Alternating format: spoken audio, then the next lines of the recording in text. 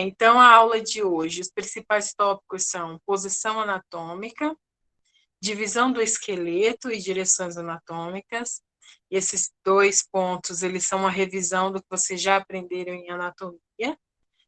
Vamos discutir um pouco sobre referências direcionais, planos e eixos, e dentro dos planos e eixos já entrar nos temas sobre movimentos articulares, graus de liberdade do movimento, cadeia cinética aberta e fechada. Vamos estar discutindo algumas terminologias que estão relacionadas à análise do movimento cinesiológica e também relacionada à biomecânica, certo?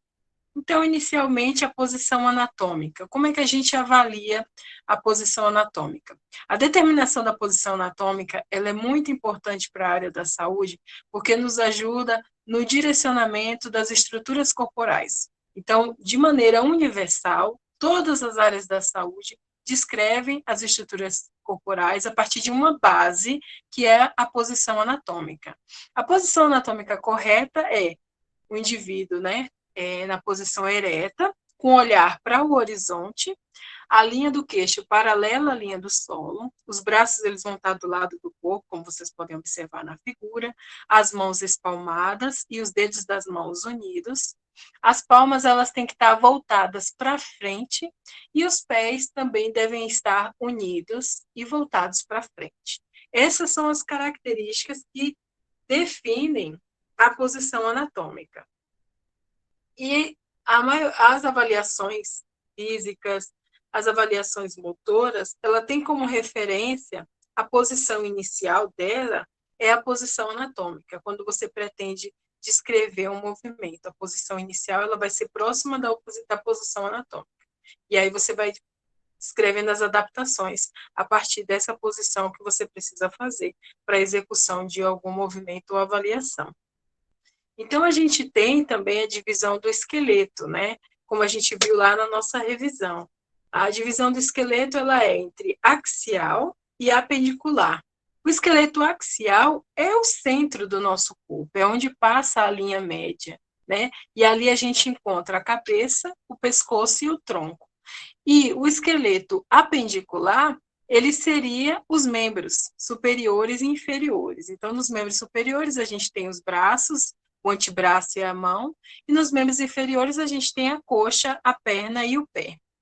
Essa divisão, né, do esqueleto, ela nos ajuda na avaliação dos sistemas articulares do nosso corpo, né? Então, a gente tem um complexo articular que envolve o sistema locomotor, e é esse complexo articular que a gente pretende analisar de maneira mais aprofundada, porque são várias articulações no nosso corpo. Só na face a gente tem várias articulações que vão estar associadas aos movimentos de expressão facial, à mastigação, mas a gente não vai avaliar as articulações que não estão diretamente ligadas ao sistema locomotor. Então, as principais, né, partes do corpo que a gente vai avaliar as articulações são o tornozelo, joelho, quadril, a região lombar, a região do ombro, cotovelo, punho e a região cervical também, em algumas situações, problemas, a gente vai estar discutindo sobre a região cervical. Porque a coluna vertebral, de modo geral, ela é analisada de forma à reabilitação, ao treinamento e à preparação física, né?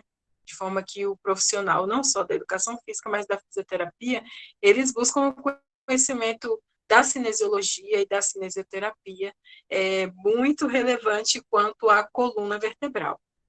A gente tem, então, essas partes, essas principais complexos articulares que a gente vai estar discutindo, não somente nessa aula, mas no decorrer da disciplina, a gente vai discutir detalhadamente cada um desses complexos articulares, né?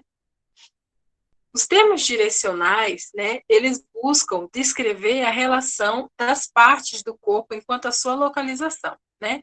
Então, a gente tem aqui um exemplo nesse slide, né? O cotovelo, ele é proximal em relação ao punho. É tão correto dizer isso quanto dizer que ele é distal em relação ao cotovelo. Então, o punho, ele é distal em relação ao cotovelo e o cotovelo é proximal em relação ao punho. Essas referências são termos direcionais que nos ajudam a entender a localização das estruturas do nosso corpo. Um outro exemplo que também está aqui é o nariz. O nariz ele é superior à boca e a boca é inferior ao nariz. Isso é uma forma de direção da localização das estruturas anatômicas. Isso é muito utilizado na anatomia, quando a gente vai ver órgãos e também estruturas ósseas, a gente sabe qual é a medial, qual é a lateral, né? Qual é a intermédia. Então, esses termos direcionais, a gente vai tentar destrinchar um pouquinho agora, porque isso vai ser muito importante quando a gente for fazer a análise do movimento, certo? Então, a gente tem aqui alguns termos, né? Em relação à direção, e esses termos aqui que são em relação ao sentido. Por exemplo, cranial, que é a direção superior. Quanto mais próximo à cabeça, o sentido é cranial. E o inferior, que seria afastado da cabeça, o sentido é caudal. A gente tem também outras direções, como anterior e posterior. A direção anterior, ela é voltada para frente do corpo, e a posterior para trás do corpo. Quais os outros termos que a gente tem que estão ligados à direção anterior e posterior? Seria o ventral, da região da frente do corpo, e a dorsal, da região posterior. Outros termos que a gente discutiu, né, e eu coloquei na nossa avaliação, foram os termos medial, lateral e intermédio. Esses termos eles são muito importantes. Tanto a denominação de algumas estruturas ósseas e musculares, eles utilizam como base o termo medial, lateral, intermédio, porções, né, musculares, e também junções tendinosas, ossos, estruturas ósseas. Eles também têm no próprio nome a referência da posição em que está localizado no nosso sistema, né, locomotor. Então, o medial, ele se refere à estrutura que está próxima da linha média do corpo. A linha média do corpo, ela passa no centro do corpo. A gente tem aí como referência da linha média o nariz, né? O centro do tronco, né? Essas regiões, elas são as regiões que estão na linha média. Então, quando você tem uma estrutura que está próxima da linha média, ela é chamada de medial. A direção dela é medial. E lateral seria a que está mais afastado da linha média, né? Então, medial próximo e lateral está mais afastado. E o intermédio, o que é que seria? O nome intermédio já dá essa relação aí, que está interligando um ponto com o outro, né? Então, o intermédio seria um ponto entre a estrutura medial e a estrutura lateral. Você precisa ter duas referências para poder identificar um ponto ou uma localização intermédia, né? A gente tem também outros dois termos direcionais que são muito utilizados, principalmente em relação ao movimento humano, que é o proximal e o distal. Então, quanto mais próximo do tronco, proximal. Quanto mais distante do tronco, mais afastado, distal, né? Essas referências, elas são muito utilizadas em relação a os movimentos articulares, e a gente vai estar tratando sobre elas de maneira muito natural ao longo da disciplina. E uma outra coisa que a gente tem como referência na anatomia são os planos de referência com base no centro da gravidade do nosso corpo. A gente tem 3 planos, né?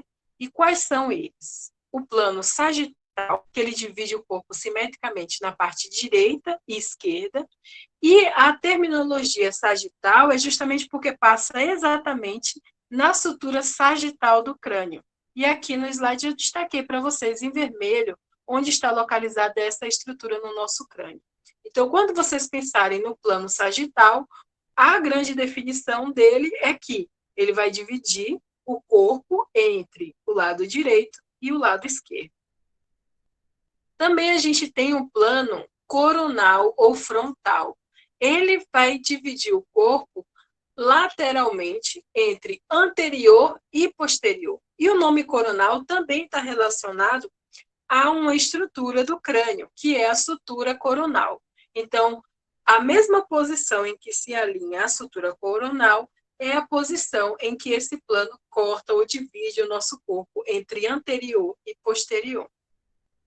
Um outro plano é o transverso ou horizontal. Quando se pensa no termo horizontal, eu acho que fica fácil da gente associar, né, esse plano com a divisão, né? Então, ele é um corte transversal, horizontal, e ele vai determinar as estruturas entre superior e inferior. Quando a gente pensa no plano, tem que pensar que eles são camadas. Em qualquer parte do nosso corpo, esses planos eles vão estar dividindo nessas localizações, né?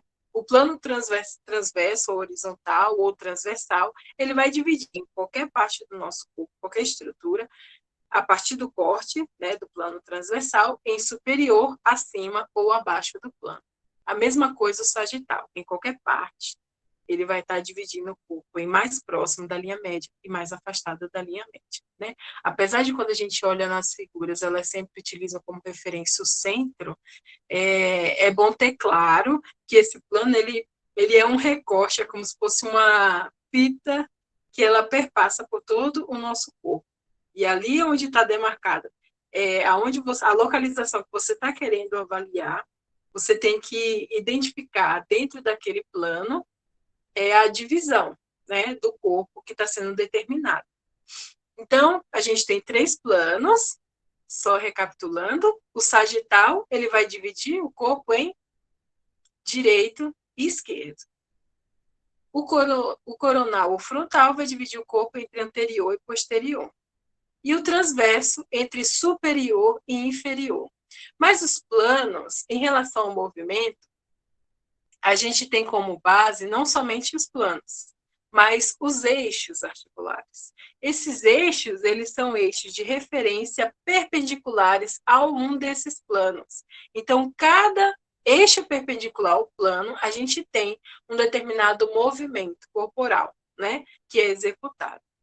Então, no eixo médio-lateral ou eixo transverso, esse eixo ele vai se perpassar, né? Da direita para a esquerda ou de um lado para o outro.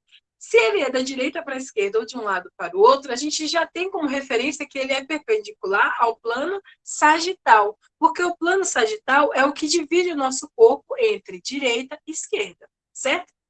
Quais são os movimentos que a gente executa que estão ligados ao eixo médio-lateral? A gente tem aí os movimentos de flexão e extensão. Quando você executa o movimento de flexão e extensão, vamos pensar no plano frontal você executando esse movimento. A melhor visibilidade que você vai ter para alguém executando um movimento de flexão e extensão vai ser no plano frontal ou vai ser no plano sagital? Vai ser no plano sagital. Vai ser quando a pessoa está de lado, e aí você consegue observar o movimento de flexão e extensão, certo? Então, por isso que o eixo de referência da flexão e extensão é o eixo médio-lateral, porque a execução do movimento ela é perpendicular a esse plano, certo? Um outro eixo é o eixo antero-posterior.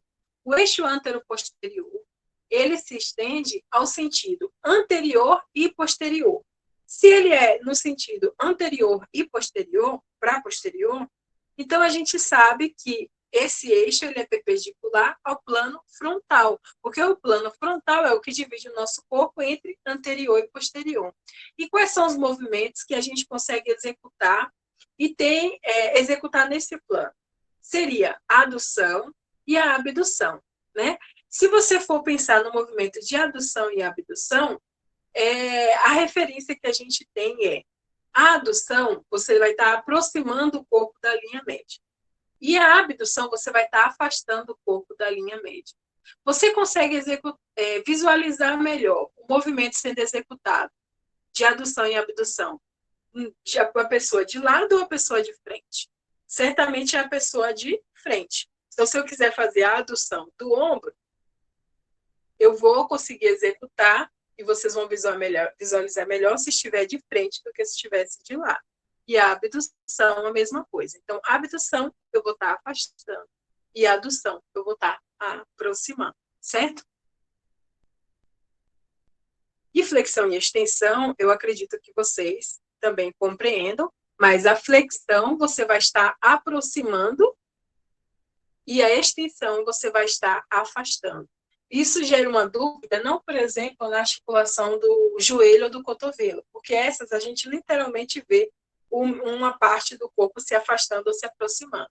Mas, por exemplo, no ombro, como seria o movimento de flexão no ombro? Se flexão é aproximando, seria esse movimento aqui, tá? Pensando somente no braço, flexão. E a extensão seria afastando. Então, a gente tem que ter como referência estar aproximando ou afastando os membros, né, do corpo, na flexão e extensão. E na adução e abdução, a referência é se aproximando da linha média ou se afastando da linha média. Um outro eixo é o eixo longitudinal. Ele se estende de baixo para cima, né? Se ele se estende de baixo para cima, a gente tem como referência que ele é perpendicular ao plano transversal, porque o plano transversal divide o nosso corpo entre superior e inferior. Quais são os movimentos que a gente consegue observar num plano transversal ou horizontal? Por exemplo, os movimentos de rotação. E um outro exemplo é o movimento de pronação e supinação. Vocês podem tentar executar no braço de vocês, que ele é feito pela rotação, pela articulação rádio-ulnar, né? Se você colocar a palma da mão para baixo e girar para cima, você vai estar executando a supinação. Se você girar para baixo, você vai estar executando a pronação. Um exercício que é muito comum e que as pessoas sempre já ouviram falar ou já fizeram é o supino. Supino reto, supino inclinado, volta e meia, principalmente quem pratica musculação, ouve esses termos. E por que a gente está dizendo que esse movimento ele é supino? Porque a posição das mãos ela está em supinação para você executar. Se você está deitado, você vai girar o braço para que ele esteja em supinação para executar o movimento, certo? Então, além dos 3 planos, a gente tem os 3 eixos. E a gente já percebeu que os movimentos, eles estão integrados ao eixo, né? E o eixo, ele é perpendicular aos planos, né? Então, a gente consegue fazer a análise do movimento tendo como referência os movimentos que são possíveis em cada plano ou eixo, né? Ou perpendicular em cada plano, que seria os eixos de referência do nosso corpo. Ok? Agora, a diversidade de movimentos, ela é ampla no nosso corpo humano. A gente vai ver, além dos movimentos que eu apresentei nas figuras aqui para você, que foi flexão, extensão, adução, abdução e rotação, a gente tem, e pronação e supinação, a gente tem outros movimentos, né, que estão também ligados a um plano de referência anatômica. Por exemplo, a eversão e a inversão, que estão ligadas ao plano transverso.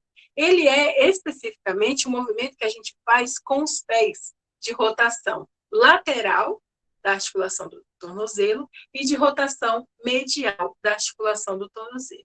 Outro movimento que a gente tem aqui, elevação e depressão. Elevação e depressão, a gente consegue observar que o movimento ele é para cima e para baixo. Mas esse movimento de elevação e depressão, ele tem como referência também a posição que a gente faz com a adução e a abdução. Então, para fazer a elevação, eu vou fazer um movimento que é, por exemplo, aqui nas escápulas, que é de rotação medial ou lateral, ou então de elevação dos ombros.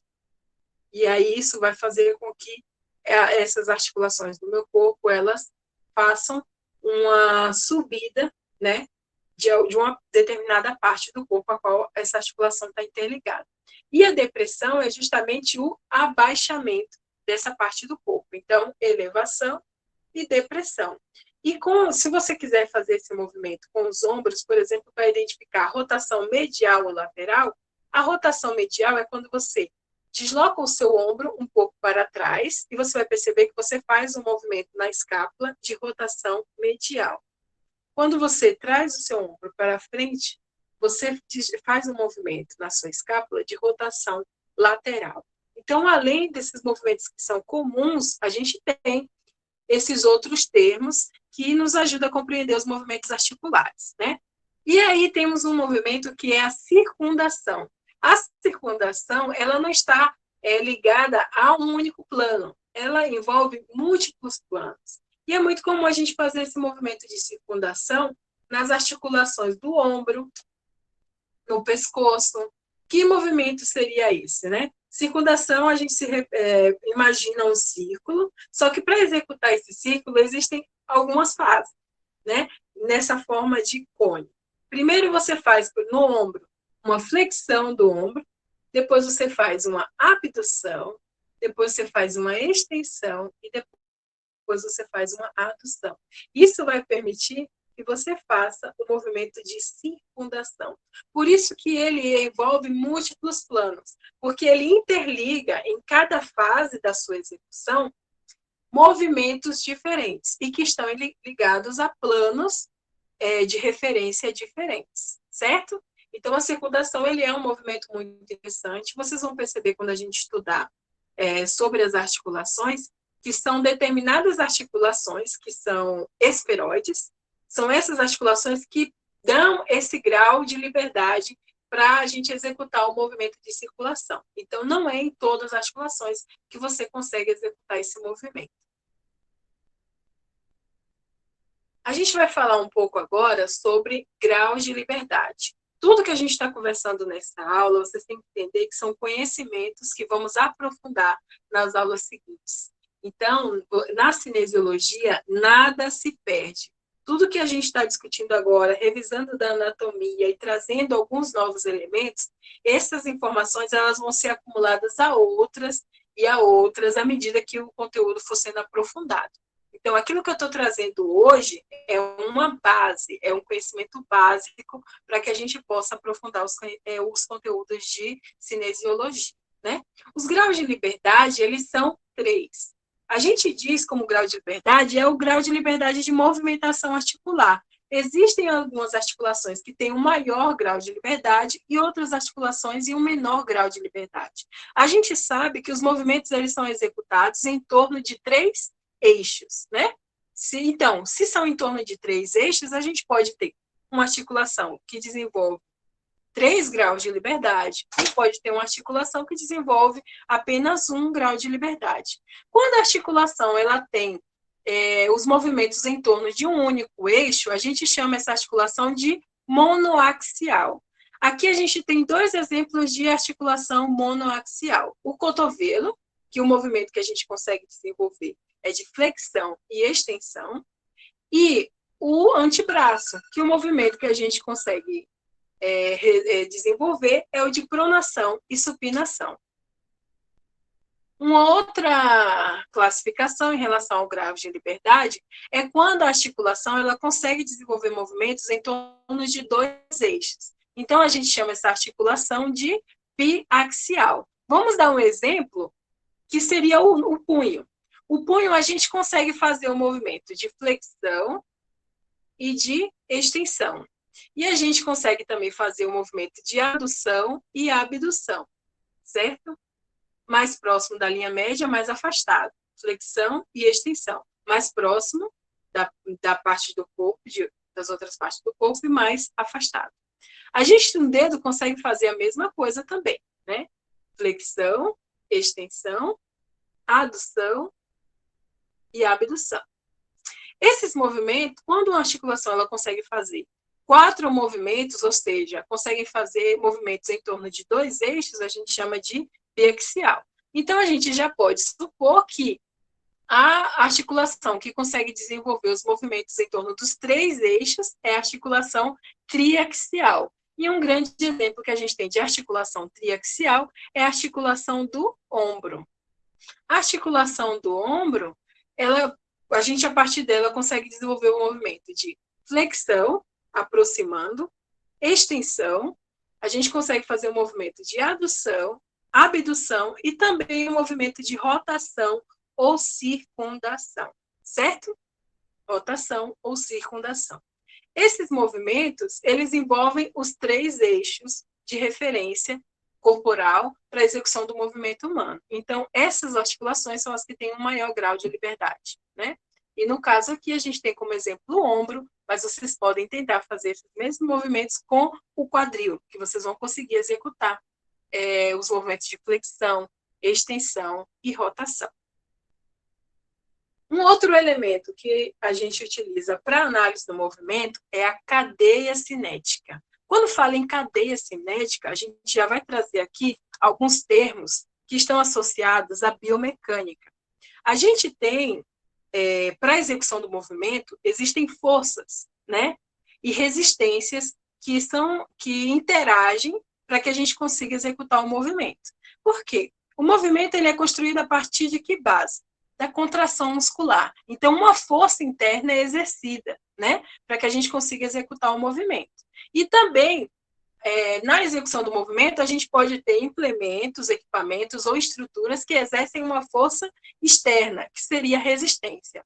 E esses elementos é o que nos ajuda a entender a definição entre cadeia cinética, que pode ser aberta ou fechada. O que seria a cadeia cinética aberta? A cadeia cinética aberta, ela acontece quando o segmento distal, ou seja, o segmento mais distante do corpo, ele move-se livremente.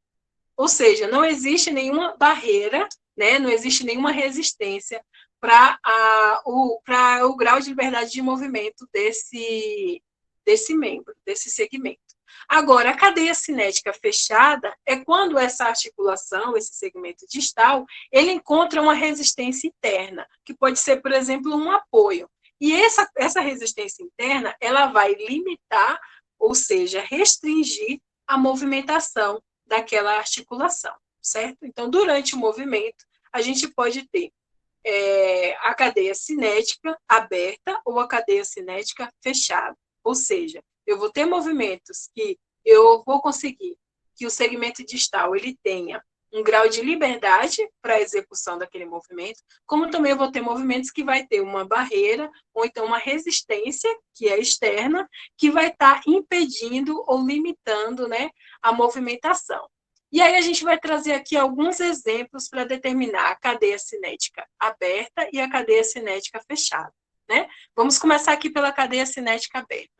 A cadeia cinética aberta, ela nos permite uma maior amplitude. Por que ela permite uma maior amplitude? Porque não existe nenhuma resistência externa no segmento distal. Lembrando que o segmento distal é aquele que está mais afastado do corpo. Normalmente, a cadeia cinética aberta está ligada a movimentos balísticos, movimentos pendulares, a execução de movimentos esportivos, ginástica, movimentos com peso livre, né? Quando você executa um movimento que tem como base a cadeia cinética aberta, você tem uma maior capacidade de aceleração e desaceleração desse movimento. Agora, também, essa maior variabilidade de aceleração e desaceleração gera uma certa instabilidade, né? Por isso, esses movimentos que são de cadeia cinética aberta, eles estão mais suscetíveis ao risco de lesões, certo? Agora, o movimento da cadeia cinética aberta, ele diminui também as forças compressivas. Por quê? Não existe uma resistência externa que vai estar impedindo a execução desse movimento.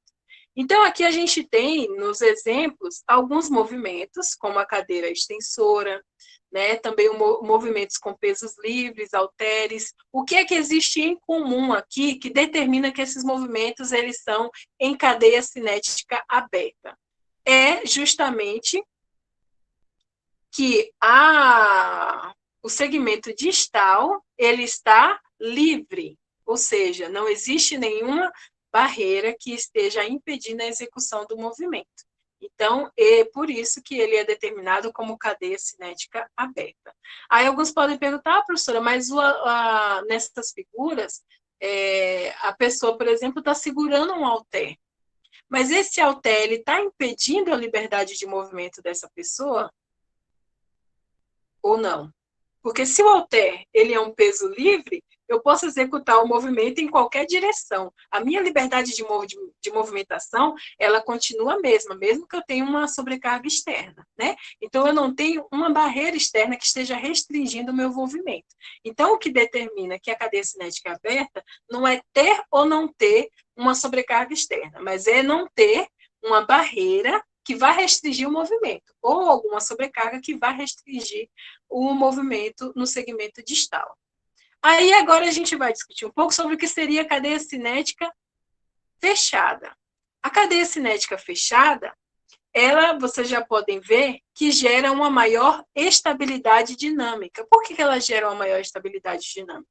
Justamente porque a gente tem ali uma superfície, uma barreira externa que está restringindo o movimento.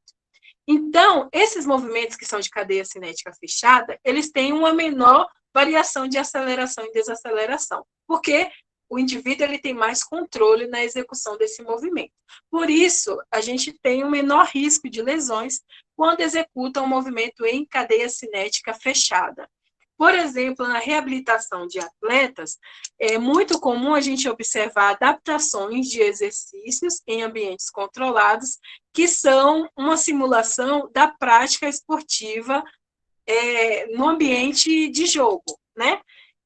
Ou então no ambiente competitivo, na natação, qualquer modalidade esportiva.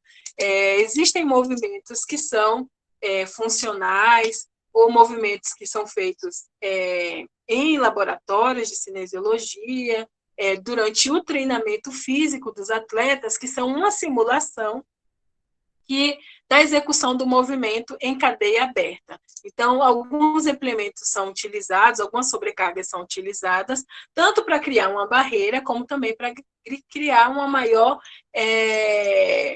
sobrecarga, que gere uma maior contração muscular e aumente a força muscular dos atletas, sem gerar um risco grande de lesão.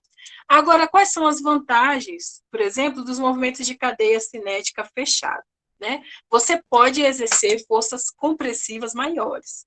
Uma pessoa que tem um movimento em cadeia, que vai executar um movimento em cadeia cinética fechada, ou seja, com maior estabilidade, ela consegue suportar uma sobrecarga muito maior do que se ela for executar um movimento naquele grupo muscular, só que com um exercício de cadeia cinética aberta, né? Você correndo vai conseguir segurar determinado peso, certo?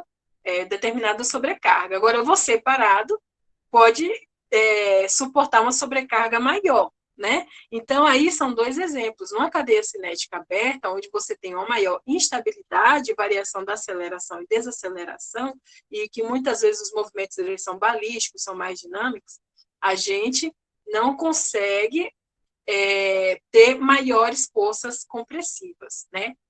Forças que vão gerar uma maior contração muscular. Mas na cadeia fechada a gente consegue. A maioria dos exercícios de musculação, eles são de cadeia fechada, mas também a gente tem exemplos, né, como vimos anteriormente, de exercícios de musculação que são de cadeia cinética aberta. Quando utiliza pesos livres ou quando não utiliza apoio. Aqui nas fotos, o que é que a gente tem em comum do que está circulado em vermelho? É justamente uma barreira ou um elemento externo que está restringindo o movimento. E é isso que define que todos esses movimentos aqui, eles são de cadeia cinética fechada. E é bom vocês estarem atentos que a cadeia cinética, a definição dela ser aberta ou fechada, está baseada na articulação e no membro em que está sendo executado o movimento, né? Porque não necessariamente o fato da pessoa estar em pé ou deitado vai determinar. Muitas vezes o movimento ele pode ser na posição em pé e a pessoa tem aí o apoio do solo para se manter em pé. Mas para executar o movimento, o segmento corporal distal não é os pés, é os braços, como a gente viu no slide anterior. Então, isso significa que o movimento aqui ele está sendo executado em cadeia cinética aberta, porque o apoio ele é somente para se manter na posição em pé ou bípede, e não necessariamente para a execução do movimento, tá? Então, a restrição da cadeia fechada se deve a essa barreira externa na articulação em que vai ser executado o movimento. Só que na vida real, o movimento humano ele não é tão simples assim, né? Naturalmente, a gente vai apresentar uma mescla entre cadeias cinéticas abertas e cadeias cinéticas fechadas. Então, durante a execução de um movimento, de uma prática esportiva, de uma atividade física, a gente vai ter aí esses dois opostos. Enquanto uma parte do corpo vai estar numa posição em que o movimento está sendo executado naquela articulação em cadeia cinética fechada, em outra articulação a cadeia cinética é aberta. E como o movimento é dinâmico, isso vai migrando a cada fase de execução daquele movimento. E aí a gente tem como exemplo a corrida, que é um movimento cíclico, né? O movimento ele é contínuo, se repete. Né? E também temos como exemplo as práticas esportivas. E aqui eu coloquei uma fotografia que representa o futebol, em que o movimento ele é tão dinâmico que você tem que avaliar as fases para identificar a cadeia cinética que está sendo executada naquele momento, se é aberta ou fechada, para o movimento que está sendo executado e para a articulação que está sendo trabalhada, certo? Então, na vida real, a gente não trata sobre cadeia cinética, a gente trata sobre cadeias cinéticas. Em cada articulação, a gente tem uma grande variabilidade. E nos movimentos dinâmicos, isso vai variar, às vezes, em frações de segundos. Então, na análise do movimento humano, é muito importante a gente entender que isso é um contínuo, né? E que é dinâmico e que a variabilidade é grande. A variabilidade ela vai ser menor quando a gente tem movimentos que são controlados e repetitivos. Mas movimentos dinâmicos, balísticos, esportivos, a gente tem uma diversidade, uma variabilidade muito grande na execução, em cadeia cinética aberta e fechada. Na vida real também, a gente vai observar que não somente a gente tem cadeias cinéticas, né, no plural, mas a gente tem reações em cadeia em determinados movimentos. Ou seja, as forças elas interagem entre os grupos musculares que vão estar executando determinados movimentos em várias regiões do nosso corpo, principalmente nos movimentos que são dinâmicos. A gente vai ter uma série de regiões corporais que vão estar transferindo, né, essa força para a execução do movimento. E aí um exemplo que eu trago aqui é quando a gente tem uma articulação corporal que ela está enfraquecida, ou então em perda de eficiência, uma lesão que a pessoa teve, ou então alguma necessidade de reabilitação, ou a pessoa ainda está iniciando o treinamento, ainda não tem proficiência, ela ainda não é habilidosa na execução daquele movimento, então há uma tendência dela necessitar o recrutamento de outras articulações para que aquele movimento ele seja completado. E isso a gente chama de reação em cadeia. E mais grupamentos musculares acabam sendo recrutados para transferir a força que a pessoa necessita para executar o movimento. Né? Então, na vida real, a gente vai estar trabalhando com o movimento considerando que ele é um contínuo de reações, né, em cadeia, que envolvem cadeias cinéticas abertas e fechadas. Então, eu agradeço a vocês por terem acompanhado a aula até aqui. Estou à disposição para que a gente possa discutir e tirar dúvidas, tanto no WhatsApp quanto no nosso horário de atendimento.